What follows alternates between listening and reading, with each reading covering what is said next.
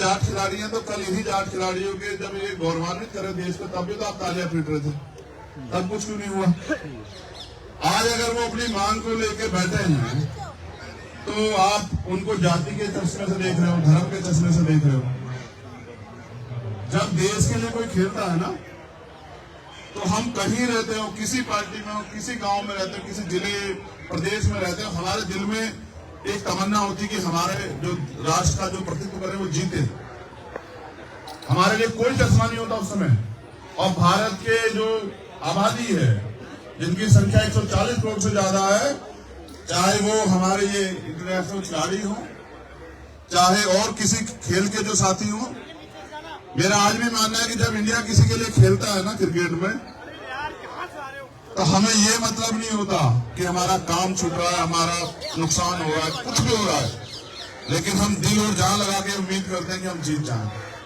इसके लिए भारत के नागरिकों को पैसा थोड़ा ही मिलता है, ये समर्थन दिल से आता है अपने देश के प्रति।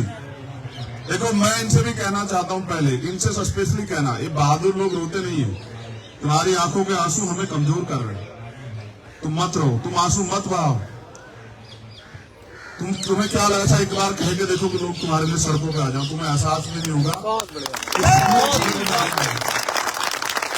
लेकिन वो वीरांगनाएं जो देश के लिए लड़ के आती हैं, एक खिलाड़ी का जीवन समझते हो आप लोग, ये हमारे आम जीवन जैसा नहीं है।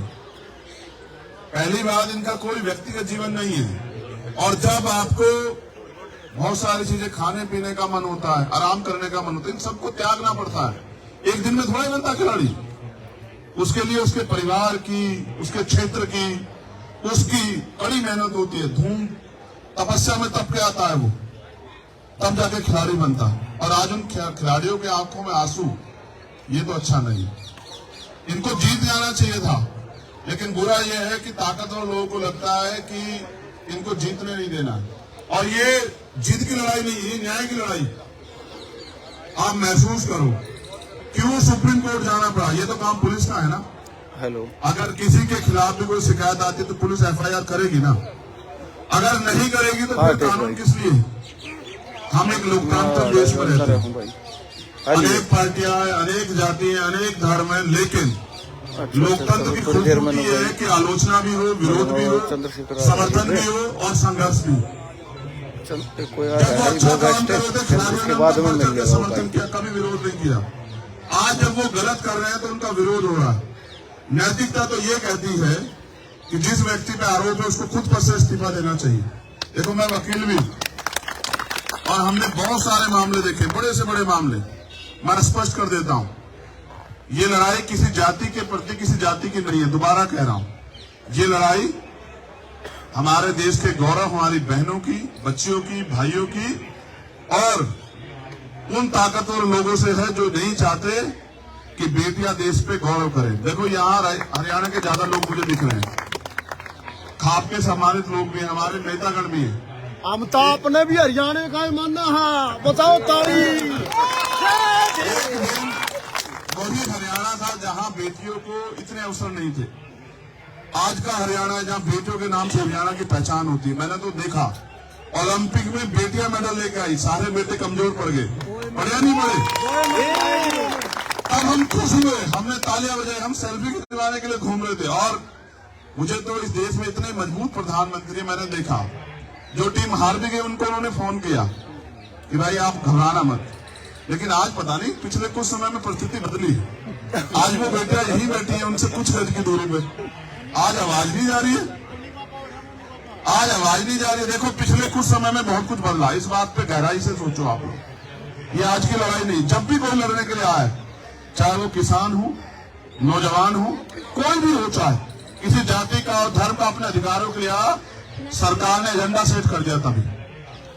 अब बजरंग के साथ एक अच्छी बात यह है, आप इसे फोन करो या ये आपको फोन करे तो ये कहेगा, सीधा एकदम छुटते कहेगा राम राम जी। अब इसको कैसे आप एजेंडे में सेट करोगे। आप इसको मुसलमान कहोगे, आप इसको खालिस्तानी कहोगे, आप इसको धर्मद्रोही कहोगे, आप इसको टेररिस्ट हो, क्या कहोगे। यहां सरकार आके फंस जा रही है, वरना सत्य था, ये यहां बैठने नहीं देते। ये तुम दमदार लोग हो भाई। अगर यही मुकदमा आदमी पे हो गया होता ना, उसके परिवार की खाल खींच के घुस भर देती पुलिस। हमने जिंदगी देखी है, यहाँ 20 साल हो गए मैं काम करते। बिल्कुल सही। अगर न्याय सबके लिए समान होता फिर FIR के लिए कोर्ट नहीं जाना पड़ता। देखो ये भी एक सत्य है, जब तक वो फेडरेशन के अध्यक्ष रहेंगे तब तक कुछ भी निष्पक्ष नहीं हो सकता। बिल्कुल, ये बिल्कुल सत्य बात है। जब तक वो फेडरेशन के अध्यक्ष है तब तक निष्पक्ष न्याय तो छोड़ दो, न्याय का मात्र होना नहीं, न्याय दिखना भी चाहिए। जब आप उस पद पे बैठे हो तो कहां से न्याय हो जाएगा, और जब आप उस पद की ताकत का दुरुपयोग कर रहे हो तो कहां से न्याय हो जाएगा। मैं तो ये समझ रहा था कि ब्रजभूषण जी अपने आप जो वो इस्तीफा दे देंगे कि भाई पहले निष्पक्ष जांच होने दो। कल उसको चलाई कि भाई कमेटी की रिपोर्ट भी नहीं पड़ी, वो भी कह रहे हैं कमेटी की रिपोर्ट भी नहीं पड़ी। ओ भैया कमेटी कौन सी है जी, कोई निष्पक्ष कमेटी है? कोई साहब उस कमेटी को लीड कर रहे हैं सरकार के लोग हैं, सरकार के नेता हैं, सरकार से जुड़े लोग हैं। मेरा तो ऐसा मानना है जिनका रोजगार है सरकार से चल रहा है वो बेचारे क्या निष्पक्ष हो जाएंगे बताओ। अगर कमेटी बनानी है ना तो चीफ जस्टिस साहब बैठे तो हैं, उनके नेतृत्व में बनवा दो, पता लग जाएगा तुम्हें सारी चीज का कैसे जांच होती है। देश के लिए सबसे महत्वपूर्ण बात आज ये है कि देश के जो सुप्रीम कोर्ट के हमारे चीफ जस्टिस हैं उनकी वो रीढ़ की हड्डी वाले हैं, और यही सरकार के लिए परेशानी है, यही एकमात्र परेशानी है। देखो मैं तो यहाँ मीडिया के लोग बैठे हैं, एक हमारी बहन उधर खड़ी है प्रज्ञा, मैं तो ये कहना चाहता हूँ सुप्रीम कोर्ट के चीफ जस्टिस साहब से भी कि गरीब आदमी सुप्रीम कोर्ट नहीं पहुंच पाता, आपको उसको सरल बनाना चाहिए। 2-3 लाख रुपए नहीं है लोगों के पास कि लोग सुप्रीम कोर्ट आ जाए, जबकि वो न्याय का सबसे बड़ा मंदिर है। अगर कमेटी बनानी है, और ब्रजभूषण सिंह जी भी सुनेंगे मुझे, तो कमेटी बनवा दीजिए ना चीफ जस्टिस साहब के नेतृत्व में, हम भी मान लें। और हम तो क्या कह रहे हैं, हम तो निष्पक्ष जांच की बात कर रहे हैं ना। निष्पक्ष जांच तब होगी जब ब्रजभूषण जी इस्तीफा दे दें। आप मेरी एक बात को गलत साबित कर दो, डिनाई कर दो, अगर यही पोस्टों के FIR किसी और पर हुई होती तो क्या वो आज बाहर घूम रहा होता? क्या बताओ आप सब लोग बता दो। अच्छा देखो एक चीज और सुनो, पिछले कुछ समय से ट्रेंड बदला है। आरोपी के पक्ष में पंचायत होती है, आरोपी के पक्ष में डिबेट होती है, और हमारी सम्मानित मीडिया खड़ी है, ये उसको डिफाइन करने लग जाते हैं बार बार। देखो भक्ति से काम नहीं चलेगा, भक्ति तो आसाराम जी की भी बहुत लोग करते थे नहीं करते बता दो। एक मिनट सुनो, उदाहरण बता रहा हूँ आपको। जब तक उन पे कोर्ट का फैसला नहीं आया, जो लोग उनको आराध्य मानते थे उनको पूछते थे, मां पूछते थे नहीं पूछते। जब कोर्ट का फैसला है तभी तो पता लगा, ताकतवर है तो क्या अपराध नहीं कर सकता है? क्या कर सकता है? धर्म का चोला उठ जाए तो अपराध नहीं कर सकता? कर सकता है। हरियाणा के लोग तो राम रहीम जी के गवाह हैं। बताओ, आप इस बात को नोट करो। देखो पैरोल मिलती है, सब कुछ मिलती है, आम आदमी को दिला दो पैरोल। ये क्यों है? ये इसलिए है कि सत्ता पक्ष अपने हिसाब से एजेंडा सेट कर रहा है। देखो मैंने 2 उदाहरण इसलिए दिए कि जब आसाराम जी पे अगर कोर्ट ने तय कर दिया और फिर कोर्ट ने सजा की, तो जब आसाराम जी राम रहीम जी के निर्णय में हमें पता लग सकता है कि कोर्ट सही है, तो ब्रजभूषण जी का फैसला भी कोर्ट में छोड़ दीजिए। आप क्यों डिसाइड करने लगे? उनको गिरफ्तार तो होने दीजिए, सब ताकत कम तो होने दीजिए। जब वो सत्ता में बैठे हैं, ताकत में बैठे, कैसे न्याय हो जाएगा? ऐसे न्याय संभव नहीं। देखो हमें गौरव करना चाहिए कि किस माहौल में हमारी बहनें और हमारे अंतर्राष्ट्रीय खिलाड़ी जिन्होंने देश का प्रतिनिधित्व किया आज वो यहाँ हैं। परसों रात पता लगा साहब बिजली काट दी, पानी काट दिया है, गद्दे। चलो चिंता मत करो, देखो मेरे साथ थोड़ा सा ना मैं नया काम अपना कर रहा हूँ। बजरंग साक्षी बैठी है हमारी छोटी बहन, अगर ये काम ना होता तो मेरा गद्दा ही गिरवा देता मैं। ठीक है, मैं एक ऐसा आदमी ना, मैं अपनी बहनों के आंसू नहीं देख सकता। लखनऊ में रोई थी हमारी बहनें, मैं 4 दिन तक वहीं उनके साथ ही बैठा रहा, और सरकार को हमने झुका दिया। सरकार को फैसला लेना पड़ा कि नहीं ये तुम्हारे आंसू देखते हैं ना तो कलेजा छलनी हो जाता। मेरी बहनों आंसू मत बहाना, तुम्हारे एक एक आंसू को आखिरी कतरा बहा देंगे हम लोग, क्या आंसू के लिए। और अगर देखो मैं ये भी कह रहा हूँ स्पष्ट, यहाँ हमारे सभी भाई मौजूद, जाति धर्म पार्टी सब चीजों से ऊपर उठ के, अगर किसी सरकार के अलावा किसी दूसरी पार्टी के लोगों से अपराधी जुड़ा होता तो सरकार के लोग हिला के रख देते सब कुछ। लेकिन बुरा यह है कि सरकार से जुड़े हुए लोगों पे आरोप है, तो आप ये देखो उनके यहां भी महिला नेता, एक महिला नेता अगर ये कह दे, कहता ना जमीन जिंदा हो तो आदमी इंसाफ की बात कर ले, यही कह दे कि भाई निष्पक्ष जांच हो जाए। बताओ कि दिख नहीं रहा, इतनी बड़ी बड़ी नेता उनकी पार्टियों में नहीं दिख रहा है। ये तो कहते निष्पक्ष जांच करा दो, इसी का दबाव हो जाए। अगर आप सब लोग देशवासी मेरी बात पे गौर करें, अगर अपराधी हमारा है तो हम चुप रहेंगे, अगर अपराधी दूसरी पार्टी का तो हम बोलेंगे। इसको जिंदा रहना कहते हो, ये जिंदा रहना नहीं होता। ये तो मुंह दिखाई की बात हुई। मेरा तो ये मानना है, मैं तो अभी अपील करूंगा अपनी महिला नेताओं से जो तमाम पार्टियों में, आओ ना, बैठो इनके बराबर में, आप किसी भी पार्टी में आओ ना, इनके लिए न्याय की मांग करो। अगर आप जिंदा, फिर आपके उन कुर्सियों में बैठने का कोई फायदा नहीं है। इन कुर्सियों में बैठ के आप महिला सशक्तिकरण की बात कर रही है, महिलाओं को न्याय देने की बात कर रही है, महिला सुरक्षा की बात कर रही है। कौन सी सुरक्षा? जिस देश में अंतर्राष्ट्रीय खिलाड़ी सुरक्षित नहीं है, जो बच्चा सुरक्षित नहीं है, जो देश को गौरवान्वित करती है, तो कौन सी सुरक्षा की बात कर रहे हैं? इसलिए मेरी मीडिया के माध्यम से अपील है प्राइम मिनिस्टर जी से, वो हम सबके प्राइम मिनिस्टर हैं, वो इनके भी प्राइम मिनिस्टर अंतर्राष्ट्रीय खिलाड़ी है या नहीं है? बताओ तुम्हारे प्राइम मिनिस्टर हैं या नहीं है? इनके माध्यम से हमारी 2-3 अपील ये है। पहला, वो नैतिकता के आधार पर बलभूषण छोड़ दे और जांच होने दे, पहला। दूसरा, कोई भी अगर जांच कमेटी बनानी है न्याय देने के लिए, तो वो सुप्रीम कोर्ट की निगरानी में बने। सरकार के लोगों पे कोई भरोसा नहीं, क्योंकि सरकार के लोग कुछ सुनना समझ रहे। तीसरा, उनकी गिरफ्तारी होनी चाहिए। पहले उनकी गिरफ्तारी हो, उनकी ताकत कम हो, तब जाके मुझे उम्मीद है कि न्याय सुनिश्चित हो पाएगा। और बड़े पैमाने पर चौथे बात, ये झूठ फैलाना बंद करो कि ये जाट समाज के बच्चे हैं, ये हरियाणा के बच्चे, ये देश के, जब ये मेडल लाए थे ना तब ये देश के ही थे, आज भी ये देश के ही है। क्यों भाई, देश के हो या नहीं? देखो, जाति व्यवस्था तो इस देश में है, और आदमी को पैदा होने के बाद पता लगता है किस जाति में पैदा हो गया। पैदा होने से पहले भी किसी को पता होता है कौन सी जाति में? नहीं। तो जब तक जाति व्यवस्था रहेगी तब तक तो ऐसे तो न्याय तो मिल जाए, कहां से खत्म हो जाएगी? ऐसे नहीं खत्म होगी, खत्म करनी पड़ेगी जब अच्छे लोग सोचेंगे इस बारे में भी कि जाति की वजह से कितना नुकसान हो रहा है। एक मिनट भाई, आप बोलो, ठीक बोलो, लाग रहे सो कत्ती। देश के बच्चे बाहर का दिखाओ, बेटियां हैं, हम सबके भाई हैं, बहन हैं, हम इनके लिए न्याय की लड़ाई को मजबूत करने के लिए हैं।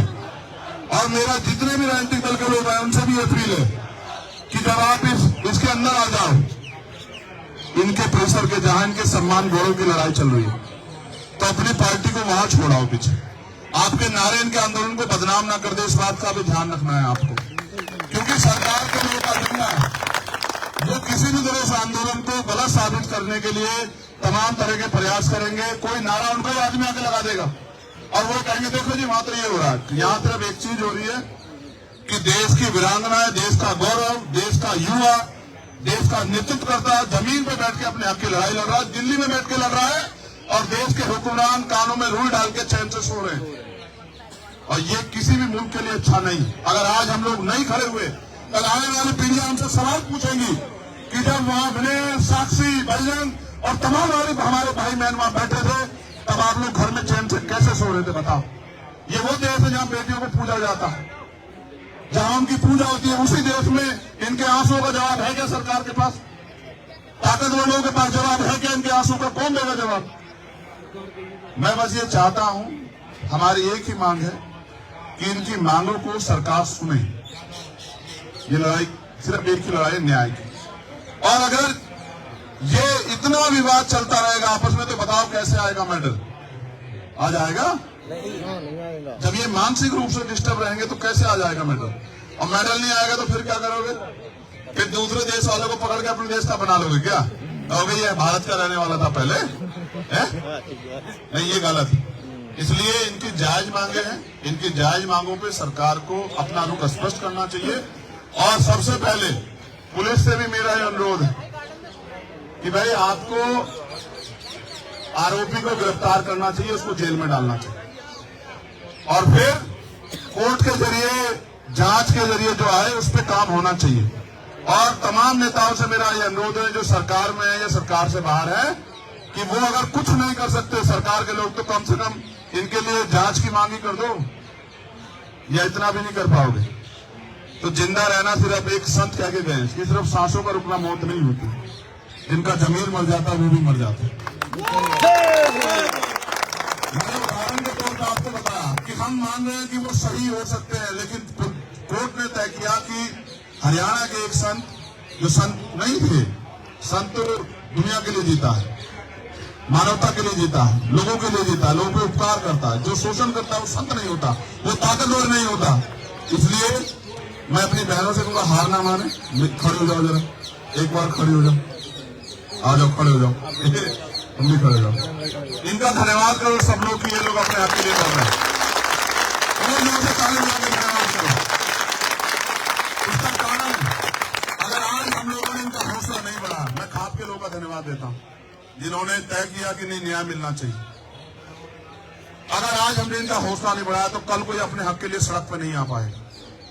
और अगर इस देश में मांगने से कुछ मिल जाता तो हर व्यक्ति ताकतवर हो जाता। यहाँ तो लड़ना पड़ता है, छीनना पड़ता है। हमने बहुत आंदोलन देखे हैं, और इतिहास में सबसे बड़ा आंदोलन किसान आंदोलन है। 700 लोगों ने कुर्बानी दी, तब जाके हम लोग उसे जीते। इसलिए आपसे अपील है, बहादुर भाइयों बहनों, एक तो रोएगा नहीं तुम में से कोई। मैं ये भी जानता हूं कि तुम भावुक होकर रोते हो, घबराती नहीं हो, शेरनी हो वैसे तो हमारी बहादुर बहनों, लेकिन रोना नहीं है। आपके आंसू कमजोर करते हैं। आप देखो ये भावुक लोग हैं, पूछो इनसे, है नहीं है भावुक? ऐसा ना हो तुम्हारे आंसू इस देश में सैलाब ला दें। क्रांति जब जन्म लेती है ना, विद्रोह से जन्म लेती है, देश का इतिहास गवाह है। शहीद आजम सरदार भगत सिंह जब बलिदान दिए 23 साल के थे, तुम तो 23 साल पार हो, तो जानो कि क्रांति जन्म ले रही है, आपके आंसू सैलाब पैदा कर। जिस दिन अजमा के देख लो, तुम्हारा मन हो बस यहाँ से कहना कि मैं देशवासियों से कहना चाहता हूँ या कहना चाहती हूँ कि वो आ जाए यहाँ। इस दिल्ली में पैर रखने की जगह नहीं मिलेगी, दिल्ली के लोग ज्यादा। पहले तो ये सब लोग सीनियर लोग जानते हैं कि मैं कोई बात हल्की कहता हूँ क्या बताओ, मजबूर से ज्यादा नहीं कहता। और इतिहास के बाद मैंने 5 लाख लोग उतारे यहाँ, सरकार को एक दिन में हमने हिला दिया। देखो, मगर ये लड़ाई न्याय की है ना, इसलिए कह रहा हूँ, जिस दिन मन करे अजमा के देखना और कह देना एक बार मैं से कि देशवासियों से मेरी अपील है कि हमारी लड़ाई में आ जाओ। मैं उन खिलाड़ियों से भी कहना चाहता हूँ जो घर बैठे हैं, आज इनकी बारी है, कल आपकी भी आ सकती है। फिर क्या करोगे? फिर किसके पास जाओगे? फिर किसको कहोगे? हमारे यहाँ तो समझाते हैं देसी भाषा में कि एक मुर्गे पे आंच आती है तो दूसरा आराम से दाना खाता है। ना मुर्गे हैं ना ये मुर्गे हैं, ये योद्धा है और इनकी लड़ाई लड़ने के लिए हम लोग तैयार हैं। तो आप सबसे अपील है, डटे रहिए, और जब आप कहोगे बता रहे हो, तुमसे हार जाएगी सरकार, हमारे जैसे लोगों की तो जरूरत ही नहीं। देख लेना, डटे रहो मैदान में, ठीक है। और जिस दिन प्रशासन के लोगों से, पुलिस के लोग निवेदन है, देखो भाई परसों तो काट वाट दिए बिजली यार, देखो हाथ जोड़ के निवेदन है, हाथ ही जोड़ सकते हैं, कमजोर लोग हैं। अब बिजली पानी मत काटना, आप यहाँ काटोगे हम वहां भी कटवा देंगे। मुरादाबाद वाली आप बेहतर जानते हो, बताने की जरूरत नहीं है। यहाँ अगर हमारे भाई बहन तरसेंगे तो बहुत लोग तरसेंगे, वो भी तरसेंगे जिनके घर में पानी मंत्रियों के बहुत बहता है, वहीं से कटवा देंगे मुरादनगर से। हम जानते हैं पानी का इलाज पानी कहाँ से होता है, तो इसलिए कह रहे हैं कि भाई हम हरियाणा के मानो, बस ये बात जान लो कि अन्याय नहीं होने देंगे अपने बहन भाइयों के साथ। आप लड़ो, पूरा देश आपके साथ है, मुट्ठी भर उन पे मत वो करो। आपके खिलाफ व्हाट्सएप मीडिया में बहुत कुछ चल रहा है, मेरा मानना है जिनके खिलाफ चले वो समझ लो कि वो सही, क्योंकि चलाने वालों को ठीक भी देख लो आप, इसने तो हटा दी, इसको तो पूछा किसने, तो हटा दी। नहीं, वो प्राइम मिनिस्टर हम लोग सम्मान करते हैं, लेकिन उनको भी हमारी भावनाओं का सम्मान करना चाहिए, उनको भी देश की बेटियों का सम्मान करना चाहिए, देश के खिलाड़ियों का सम्मान करना चाहिए, उनको भी इनके आंसू की कदर होनी चाहिए। अगर पगड़ी बंध गई है तो उसकी लाज तो रख लो यार। तो बहुत बहुत धन्यवाद, मैं तो आपका धन्यवाद करता हूँ। भाई 2-4 नारे लाओ, टीम आर्मी एकता जिंदाबाद, टीम आर्मी एकता जिंदाबाद। मैं तो इससे सुनना चाहता हूँ, ये बहुत बहादुर है, ये आवाज लगा के बताए कि ये इस लड़ाई को कहां तक लेके जाएगी। हम तो तब तक नहीं रुकेंगे, तेरे साथ खड़े हैं साय की तरह। तेरी माँ, उस माँ की कोख से जन्म नहीं लिया जिससे तूने जन्म लिया, तुम तीनों ने, चारों भाइयों बहनों, सब लोगों ने। लेकिन ये मानना कि अगर खून का आखिरी कतरा भी देना पड़ा तो याद रखना कि यही मिलेंगे खड़े, किसी समय याद रखना, किसी के बाद नहीं। तुम बताओ, तुम कैसा महसूस करती हो? ये जो लोग तुम्हारे समर्थन में आए हैं किसी पार्टी संगठन के नहीं, बस तुम्हारे भाई, तुम इस लड़ाई को जीतना चाहते हो, तुम लोग बताओ दोनों तीन, हम तो यही खड़े हैं तुम्हारे।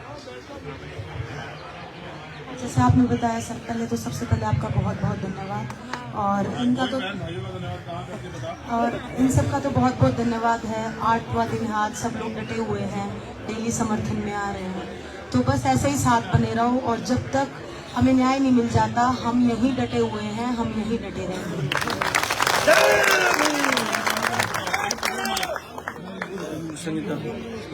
बोलो विरोधियों के ऐसे ही जैसे आपने बोला, सबसे पहले राम राम ही करते हैं, तो आप सभी को प्रणाम, सभी को राम राम।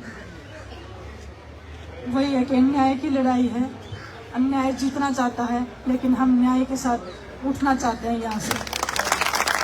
जब तक बल्कि दिन जैसे लोग अंदर नहीं जाएंगे तो हम खिलाड़ी होने के नाते, मैं मतलब अगर ब्रजभूषण अगर रेसलिंग में बना रहेगा तो मैं रेसलिंग छोड़ दूंगी, ऐसी स्थिति पैदा हो जाएगी। तो आने वाली जो हमारी लड़कियां हैं जो रेसलिंग करना चाहती है, जो हमें देख के सपने लेती हैं, तो हम नहीं चाहते कि हम उनके सपने तोड़े। ये उनके सपनों की लड़ाई है, और ब्रजभूषण जब तक अंदर नहीं होगा हमें नहीं लगता हमें न्याय मिलेगा। तो ब्रजभूषण को अंदर जाना होगा, हमें मतलब न्याय दिलाने के लिए आपको लड़ना होगा।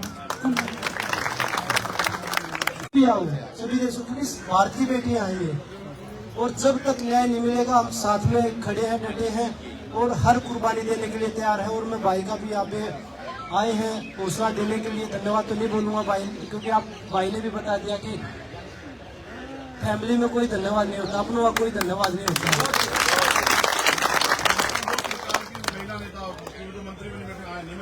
जी बिल्कुल, मैंने पहले भी बोला है आजाद भाई की सभी लोग आओ, हमने सभी के लिए बोला कि 140 करोड़ हिंदुस्तानियों का यहाँ वेलकम है, सभी लोग आके यहाँ पे भारत की बेटियों को न्याय दिलाने में मदद करें।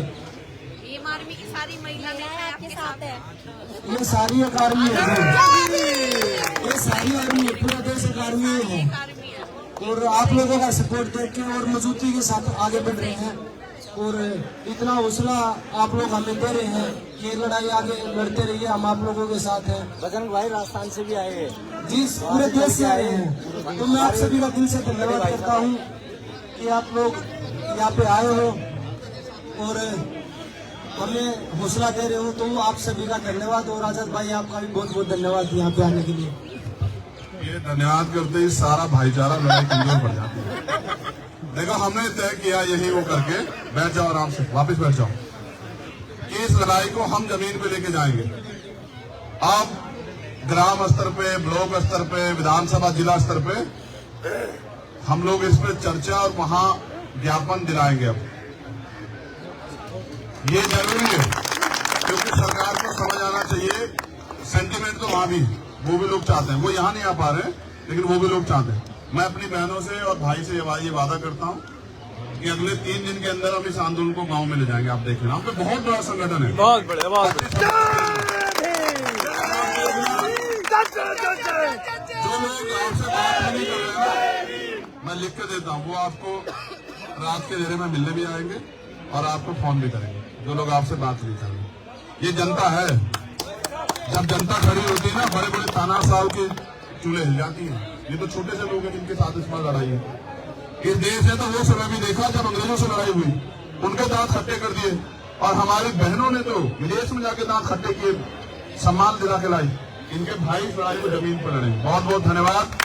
जो साथी हमारे यहाँ पहुंचे उनका धन्यवाद।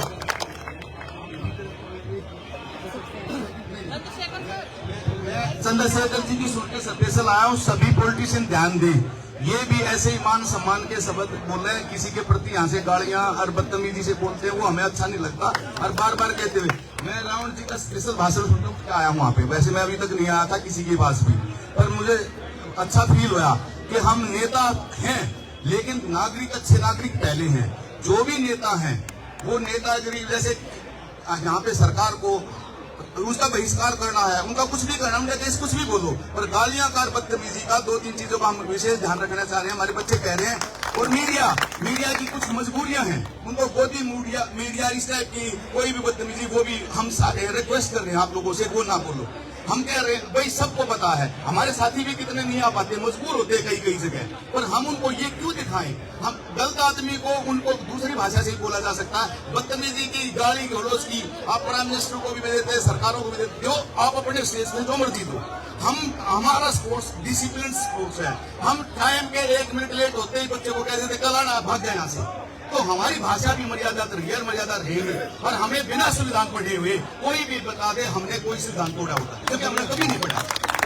तो हम वो चाहते हैं वही यहाँ से सभी हमारे को जो भी सपोर्ट करे, हमारे का हौसला बढ़े, जैसे इस भाई ने पढ़ा है ऐसे ही हम चाहते हैं सारे हमारे नेता ऐसे ही भाषण दे और हमारा सपोर्ट सब करें। 140 करोड़ जनता हमारी सपोर्ट करे।